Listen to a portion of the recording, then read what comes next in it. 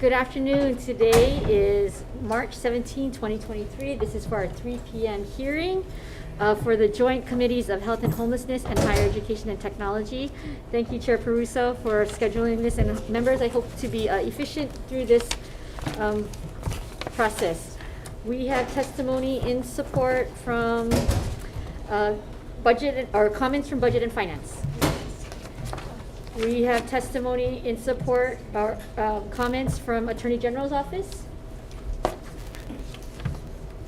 Good afternoon, chairs, vice chairs, members of the committees.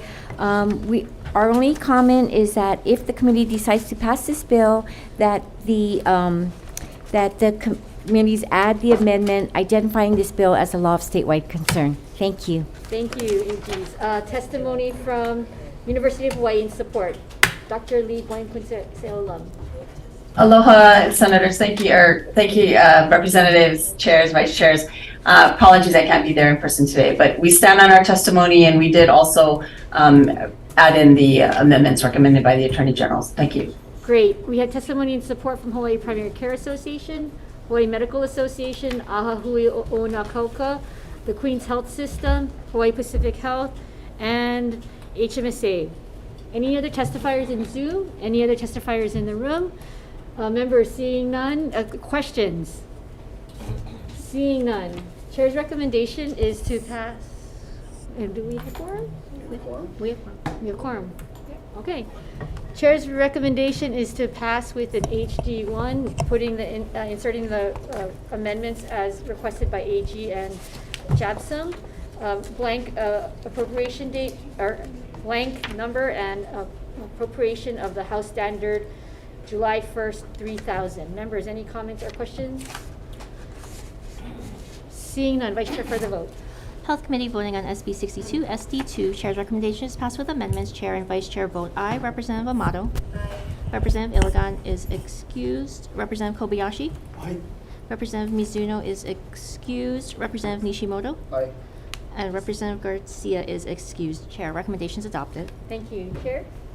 Same recommendation. Any questions or concerns? Seeing none, Vice Chair for the vote. Voting on SB 62 SD2, Chair's recommendation is to pass with amendments. Chair and Vice Chair vote aye. Representative Eflin. Aye. Representative LaChica. Aye. Representative Martin. Aye. Representative Martinez. Aye. Representative Matayoshi. Aye. Representative Quinlan is excused. Representative Todd is excused. Representative Woodson is excused. And Representative Garcia excused. Chair, your measure is adopted. Thank you. Members, thank you. This has been a very productive week. Please have a good and safe travels when you're going home and have a great weekend. We are adjourned. And members,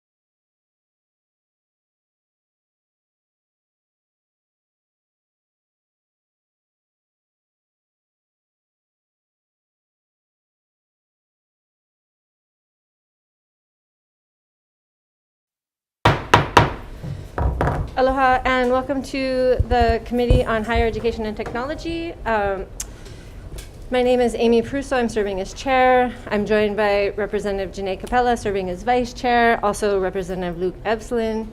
There are some other representatives who will be joining us shortly. And this hearing is Friday, March 17th, 3:35 p.m., conference room 309, and via video conference.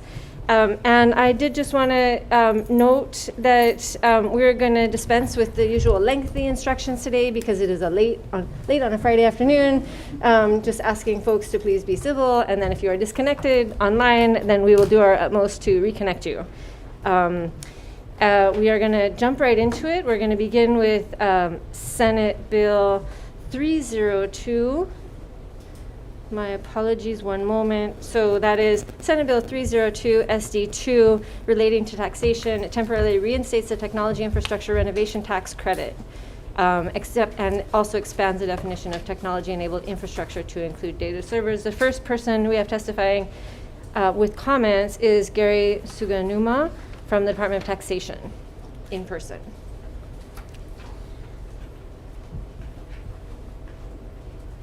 Good afternoon, Chair, Vice Chair, and members of the committee. My name is Kathy Davenport. I'm here on behalf of the Department of Taxation. I want to thank you for allowing us the opportunity to do the testimony. The department stands on our written testimony with providing comments, and I'm here for any questions. Thank you. Thank you so much. Next, we have Len Higashi, HTDC, in support in person. Chair, Vice Chair, members of the committee, David Molinaro, Director of HCAT here on behalf of Executive Director Len Higashi. We stand on testimony as written. Thank you so much. Next, we have Tom Yamachika, Tax Foundation of Hawaii, with comments on Zoom. Good afternoon, Chair, Vice Chair, members of the committee. Tom Yamachika from Tax Foundation of Hawaii. We will stand on written testimony and be available for questions. Thank you. Next, we have Rebecca Lieberman, Charter Communications, with comments in person. Good afternoon, Chair, Vice Chair, and members of the committee. My name is Rebecca Lieberman here on behalf of Charter Communications. We stand on our written testimony offering amendments on this bill and are available for questions. Mahalo. Thank you so much. And we also have Janine Suki from Hawaiian Telecom with comments in person. Aloha, Chair, Vice Chair, and members of the committee. Janine Suki with Hawaiian Telecom. We too stand on our written testimony, offering comments and requesting an amendment to the bill. Thank you. Mahalo. In addition to those who testified, we also have written testimony and support from Richard Jung from ServPAC in support. Is there anyone else who wishes to testify on this measure?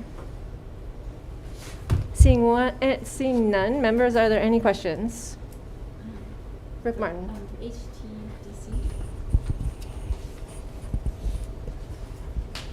Hi. Hi. My understanding is that in some of the previous initiatives to give tax support, tax credits to startups and technology, that by the time they actually get past their startup phase and are ready to get bigger, their funders require that they be near them in Silicon Valley or in Seattle, and they do not stay in Hawaii and they do not provide jobs in Hawaii. That is what I've heard about the history of this venture. And so I just wanted to get your take on it. Representative Martin, I will have to take that question back and get you an answer. I am here representing Executive Director Higashi, and unfortunately I can't answer that for you right now. Okay, thank you. All right. Sure. Good question. And I will just note for all of those present and joining us online, we will be deferring decision-making on all of the measures being heard today until Monday at 2 p.m. So that hearing has also already been noticed, and so just to alert you as to our process today. Moving on to SB 478. First we have Jamie Hsu from DCCA in support in person.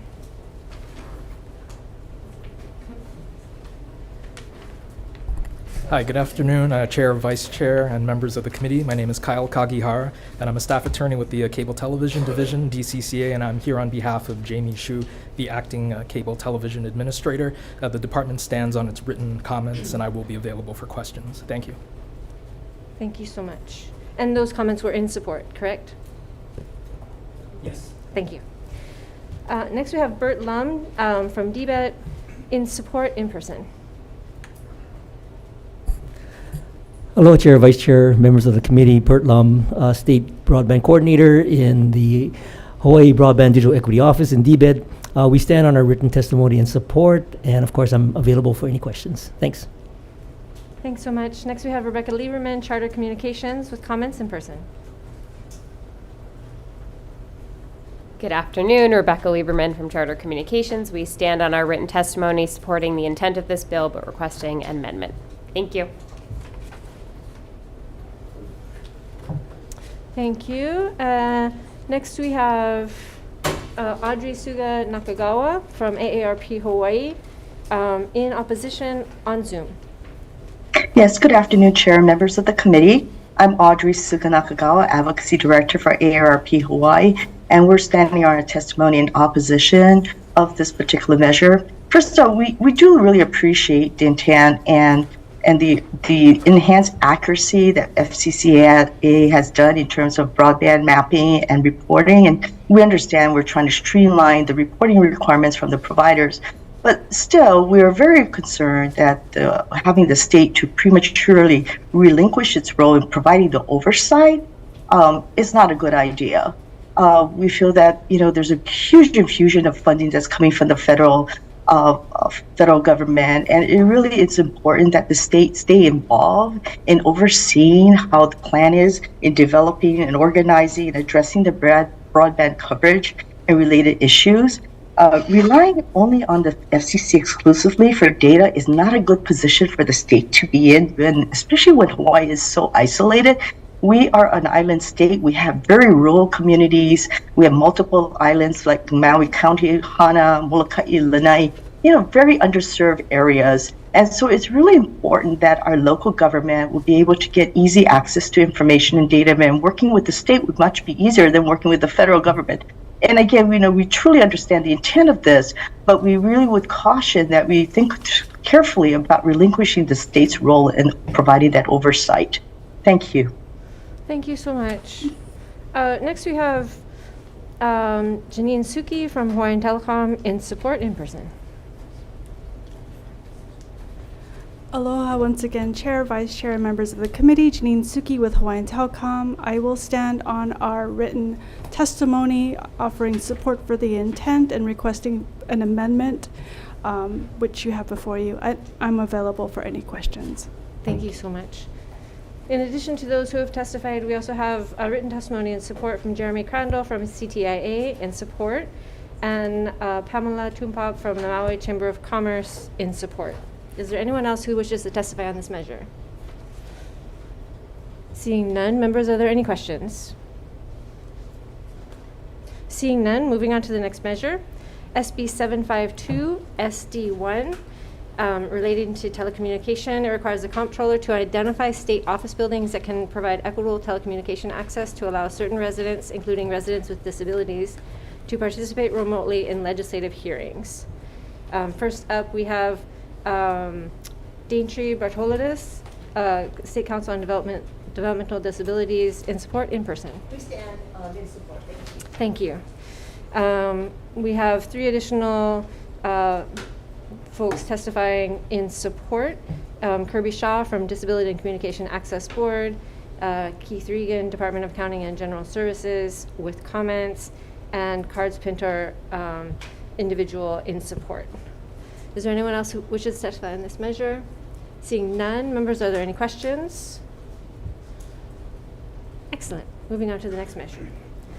SB 1317, relating again to broadband, transfers the Hawaii Broadband and Digital Equity Office from the Department of, from DBET to the Office of Lieutenant Governor on a temporary 4-year basis, and appropriates general funds to provide requiring matching funds for the program. First up to testify We have Sylvia Luke, Office of Lieutenant Governor, in support in person. Hi, Chair, Vice Chair, thank you, and members of the committee. Riley Fujisaki on behalf of the Office of the Lieutenant Governor, just here to stand on our written testimony in support. Thank you. Thank you so much. Next up, we have Bert Lum from DBED in support in person. Hello again, Chair, Vice Chair, members of the committee. Bert Lum, Hawaii Broadband Digital Equity Office. I stand in extra strong support for this measure and am available for any questions. Mahalo. I'm not sure that's a category, but duly noted. Next up to testify today, we have Audrey Suga Nakagawa from AARP in support on Zoom. Yes, we stand our AOP stands on its testimony in support. Thank you very much. Thank you for joining us. And we also have testimony from Janine Suki in support in person. We'll stand on our testimony. Thank you.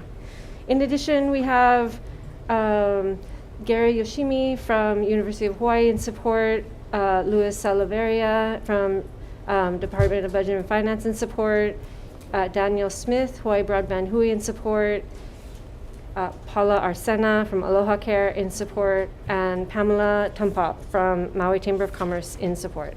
Is there anyone else who'd like to testify on this measure? Mr. McCaig. Good afternoon, Chair Peruso, Vice Chair Capella, members of the committee. First of all, my name is Roger McCaig. I am the CEO of Olelo Community Media and a member of the Broadband Hui, and we are in strong support of this measure, and we're very excited for all the work that's being done right now and what can continue to be done. And most of all, happy St. Paddy's Day. Thank you so much. I did not adequately mark that celebration. Sorry about that. I'm very Irish too, so a real lapse on my part. Okay, so is there anyone else who'd like to testify on this measure? Okay, seeing none. Members, are there any questions? Seeing none. Okay, I found this on the web for England. Members, are there any questions? I apologize. I think that might have been the first time that's ever happened in a hearing. St. Patrick's Day. Okay, so seeing none, we're going to move on to the next measure, SB 1478, relating to offensive cybersecurity. And this establishes an offensive cybersecurity program within the Office of Enterprise Technology Services to analyze and evaluate cybersecurity threats and increase cybersecurity awareness in education. So first up, and actually the only testifier we have on this measure, Rodney Miley, submitted from the judiciary, submitted a testimony in support and is not with us. So if members, there's nobody to ask questions of. So we're going to move on to the next measure, SB 1578. And I will say at the outset, there is a lot of testimony in opposition to this measure. There are about 57 individuals and organizations submitting testimony in opposition. We have Jamie Shu from the DCCA joining us with comments in person. Good afternoon, Chair, Vice Chair, and members of the committee. Kyle Kagihara. I'm on behalf of Jamie Shu, the Acting Cable Television Administrator. The department stands on its written comments and support, and I'll be available for questions. Thank you. We have categorized your comments as comments, not in support. Yeah, thank you. Okay, thank you. Just to clarify. The next person we have joining us is Jay April, Akaku Maui Community Television, in opposition in person. We'd like to stand in our testimony. Thank you so much. Next we have Janine Suki, Hawaiian Telcom, with comments in person.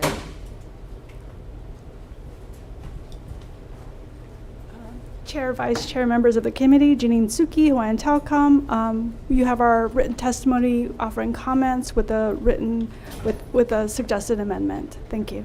Thank you. Next we have Roger McCaig, Olelo Community Media, in opposition in person. Good afternoon, Chair, Vice Chair, and committee again. We just wanted to say that we are not in support of this measure. We are in opposition. We did originally support this measure because there's a portion of it that did go towards the intention of clarifying how much work that the PEG access channels are doing that contribute to workforce development, as well as closing the digital divide and media literacy and digital literacy. But after further review and after some of the recent changes in the bill, we find that, first of all, the bill is no longer really necessary. We've been doing all these things for many years, and I don't think it changes anything. If we want to get more clarity on that, we'll do more media about it. And frankly, some of the reporting requirements I think would be taken in a vacuum, and we've explained that in depth in our testimonies. But thank you for the opportunity, and we're happy to answer any questions. Thank you so much for your testimony. Next, we have Rebecca Lieberman, Charter Communications, with comments in person. Good afternoon again. Rebecca Lieberman from Charter Communications. We stand on our written testimony offering comments and are available for questions. Thank you. Thank you. And then we have Sam Small, individual in opposition on Zoom. Not present. Laurent Zond with comments on Zoom. Also not present. Thank you. And that is all. Those are all the people who have signed up to appear with us today. Is there anyone who wishes to provide testimony on this measure? Seeing none, members, are there any questions? Okay.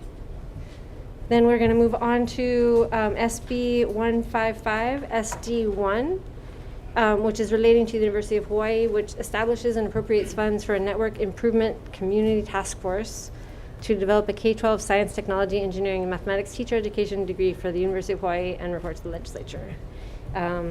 We have two people providing testimony on that, on this measure. The first is Superintendent Hayashi from the Department of Education with comments in person. Not seeing him present, we will move on to Daniel Doger, University of Hawaii, in support in person.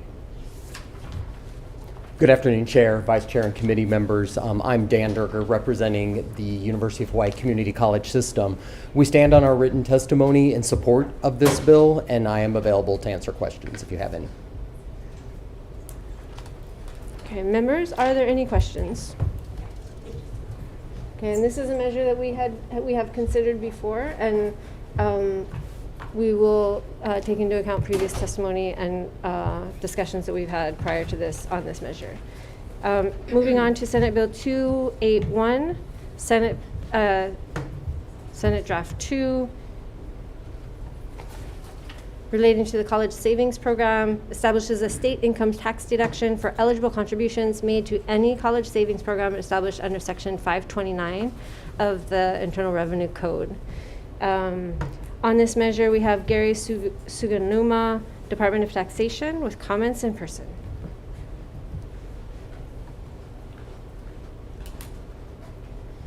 Good afternoon, Chair, Vice Chair, members of the committee again. My name is Kathy Davenport on behalf of the Department of Taxation. We do stand on our written testimony providing comments, and I'm here for any questions. Thank you. Thank you so much. Next we have Daintree Bartolidis, State Council on Developmental Disabilities, in support in person. Good afternoon, Chair, Vice Chair, committee members. Daintree Bartolidis, Executive Administrator for the Hawaii State Council on Developmental Disabilities. We're in support of this measure. In 2015, Hawaii passed their Hawaii Able Savings Program. We're very excited about that. However, it's taken us 7 years to get it up and running. And we know this measure has gone through the legislation a few times, and we think they erroneously neglected to put in the Hawaii Able Savings Program, because it was established under the 529s. That's where it came from, the college saving plans. We did check with Budget and Finance. They don't oppose of this either, so we respectfully request that it be added in. So where it says Hawaii Savings Program, we ask that it says Hawaii College and Able Savings Program to add that. Thank you so much for this opportunity. Thank you for your testimony. Next we have Tom Yamachika, Tax Foundation of Hawaii, with comments on Zoom. Thank you, Chair, Vice Chair, members of the committee. Tom Yamachika from Tax Foundation of Hawaii. We will stand on written comments and be available for questions. Thank you. Thank you. Other than the folks who have already testified, we have an additional, I would say 5 individuals all submitting testimony in support. Members, are there any questions? Seeing none, we're going to move on to Senate Bill 391, ST2, which is relating to the University of Hawaii Community College workforce training and essentially appropriates funds for the workforce development programs. First up, we have Daintree Bartolidis, State Council on Development of Disabilities, in support, in person. We stand in support. Thank you. Thank you. Next, we have Danielle Dorger, University of Hawaii, in support, in person. Sorry if I'm messing up your name. That's okay. Can you say it for us? It's Durger. Durger, sorry. Like burger, only with a D, yeah. Good afternoon again. Dan Durger, the University of Hawaii Community College System. We stand on our written testimony in support of this bill, and I am available for questions if you have any. Thank you so much. We also have Christian Fern from UPA in support, in person.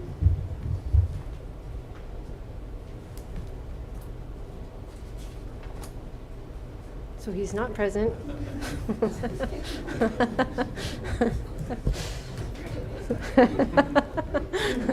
That was a fake out. Okay, so we also have testimony from Keith Ayashi, Superintendent of the Department of Education support, Zuri Aki, Office of Hawaiian Affairs in support, Stephanie Guillory from ACT in support, Lisa Paulson, Maui Hotel and Lodging Association in support, and Pamela Tumpap from Maui Chamber of Commerce in support. Members, do you have any questions? Seeing none, we're going to move on to our last measure, SB 500. And SB 500 is relating to mental health at the University of Hawaii. It appropriates funds to the University of Hawaii at Manoa to establish 3 additional permanent mental health practitioner positions within the Division of Student Success Counseling and Student Development Center. First up, we have Lori Ideta, University of Hawaii, in support, in person. Aloha, Chair Peruso, Vice Chair Capella, and members of the committee. I am Lori Mio Ideta of the University of Hawaii at Manoa. We are incredibly grateful to the senators who introduced this bill in support of our students, and we are truly thankful for the members of the House today for hearing this bill. We stand on our written testimony in support. Thank you. Thank you so much. We also have Megan Ching, individual in support, on Zoom. Good afternoon, Chair Peruso, Vice Chair Capella, and members of the committee. My name is Megan Ching, and I'm a graduate student at the University of Hawaii at Manoa in the Myron B. Thompson School of Social Work and Public Health. I'm in strong support of this bill as it will provide greater and much-needed access to mental health services for the students at the University of Hawaii. Mental health is very important, and we have seen a spike in mental health needs, especially during COVID-19, which has led to the mental health practitioner shortage. So this is why it is important to have more practitioners readily available at the University of Hawaii. By implementing this bill, this would help alleviate some of this pressure that mental health practitioners are feeling to accommodate more and more clients. Some people who are seeking mental health services are not able to get an intake session for at least 6 months, where that might be too late for some. I've talked to my fellow peers about this issue, and we all agree that there needs to be more access to mental health providers for college students in undergraduate and graduate level. I provided more information in my written testimony. Thank you for this opportunity to testify here today. Thank you so much. Members, are there any questions? Would you like to testify? Okay, please come to the podium.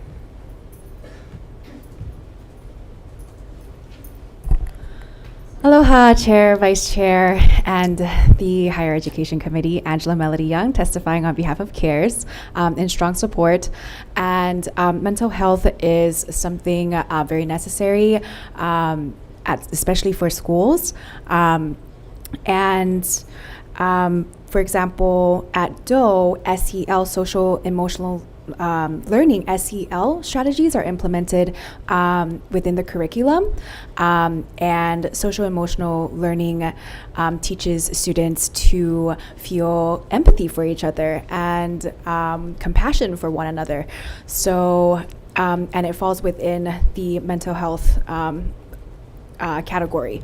So, if such necessity can be seen from, implementing SEL at those schools, then also it is a necessity for UH Manoa. And students inevitably go through social stressors in life, with domestic drama, perhaps domestic violence, bullying, gossiping. These things are just a part of the daily life at school. And so hence the need for mental health resources and counselors to provide support for students through crisis. And,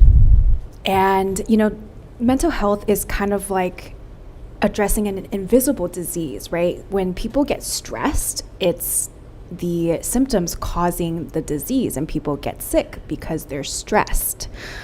And we kind of focus a lot on like physical health, but also now that research and studies have been more developed, that's why we also see a need for mental health, to invest in keeping our brains healthy and active. So thank you for the opportunity to testify. Thank you.